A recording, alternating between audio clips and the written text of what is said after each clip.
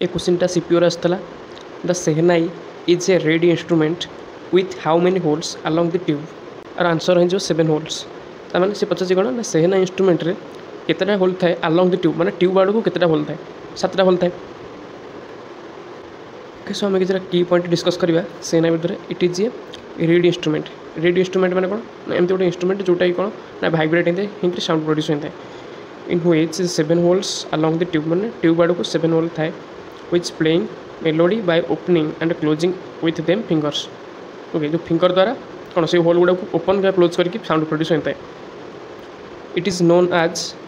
मंगल वाद्य साइना को आउ कौन कहते ना मंगल वाद्य मत कहते। It is usually played on auspicious occasion मान विवाह व्रत टाइम रे एगुड़ा यूज होता है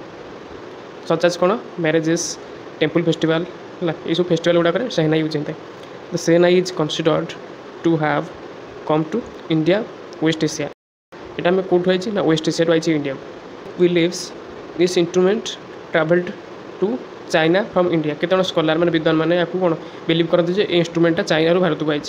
now A popular instrument in concern the sound is very sweet and sweetened for playing राग संगीत बर्तमान कौन यहाँ हूँ पॉपुलर इंस्ट्रूमेंट भाव में यूज हो कौन आर साउंडटा वेरी स्वीट मैंने कौन मधुर साउंड होता है प्लेइंग राग विभिन्न प्रकार संगीत रागर यहाँ यूज होता है।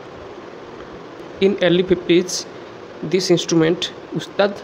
बिस्मिल्लाह खान इज मैंने उस्ताद बिस्मिल्लाह खान ये इंस्ट्रूमेंट को बजाई पॉपुलर होते। तापर टुडेस अनंत लाल क्या नोटेबल इंडियन साहनाई प्लेयर्स ये सब ना बिस्मिल्लाह खान अनंत लाल शैलेश भागवत एस बल्लेश अली अहमद हुसैन खान रघुनाथ प्रसन्न राजेंद्र प्रसन्न लोकेश आनंद एम सब कौन ना फेमस साहनाई प्लेयर